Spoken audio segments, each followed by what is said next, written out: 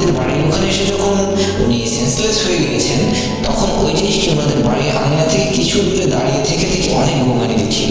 এবার ওনারা যখন ছুটে আসলো ওখানে, তখন ওই জিনিসটি ওখান থেকে চলে গেল। এরপরে লিটনের জ্ঞান ফেরে সকালবেলাতে। উনি জ্ঞান ফেরার সাথে সাথে ওনাদের সকল ঘটনা বলেন এবং ওনারা তাৎক্ষণিকভাবে নদীর ঘাটে ছুটে যান। যে দেখেন ওনার যে বন্ধু, উনি ভেলাতে অনেক দূরে ভেলাতে পড়ে আছেন এবং তার শরীরে অসংখ্য দাগ ক্ষত বিক্ষত হয়ে গেছেন, রক্তের মেলা ভেসে যাচ্ছে বিভিন্ন জায়গায়, কিন্তু তিনি জীবিত ছিলেন। গ্রামের লোকজন ধরাধরি করে তাকে গ্রামে নিয়ে আসেন এবং চিকিৎসা দেন। পরবর্তীতে ওনার বন্ধু হাঁটাচলা করতে পারতেন না, কিন্তু তিনি দীর্ঘদিন জীবিত ছিলেন। পরবর্তীতে বিভিন্ন জায়গায় তারা কবিরাজের কাছে শরণাপন্ন হয়ে বিভিন্ন তাবিজ কবচ এগুলো করে ওনার চোখের সামনে যেভাবে দেখেছেন উনি, সেভাবে যখন বর্ণনা দিচ্ছিলেন আমার অনেক বেশি ভয় লাগছিল। তো আমি কিভাবে বলতে বা বোঝাতে পারলাম আপনাদের ব্যাপারটি জানি না।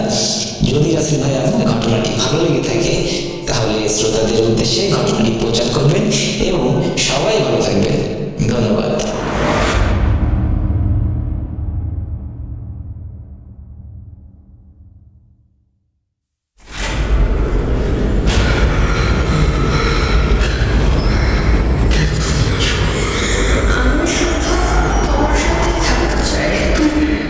চলে যাও, চলে যাও, প্লিজ চলে যাও।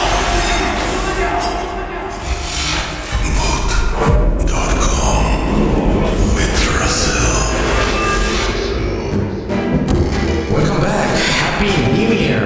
আমাদের নতুন বছরের যে প্রত্যাশা, সেই প্রত্যাশা পূরণ হোক। এবং একটু আগে যে ঘটনা শুনছিলাম সেটি আমাদের মডারেটর আরিফের পাঠানো। আশা করছি এই ঘটনাটি আপনাদের ভালো লেগেছে। যদি ভালো লাগে তাহলে অবশ্যই জানাবেন, যদি ভালো না লাগে তাহলে আমাদেরকে অবশ্যই অবশ্যই অবশ্যই জানাবেন।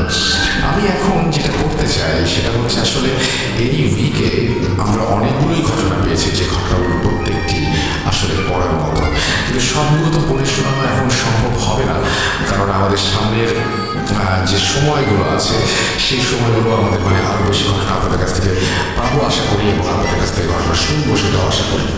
আমি কথা না পারি, আমাদের পরবর্তী ঘটনায় চলে যাচ্ছি। এটি পাঠিয়েছেন সাবিত। ঘটনায় যাই।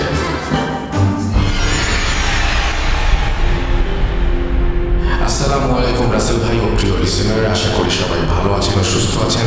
আমি মোহাম্মদ সাবিত আলম, লিখছি ময়মনসিংহ থেকে। আমি আবারও আপনাদের মাঝে ফিরে এলাম নতুন একটি ঘটনা নিয়ে। ঘটনাটি শুনেছি আমার এক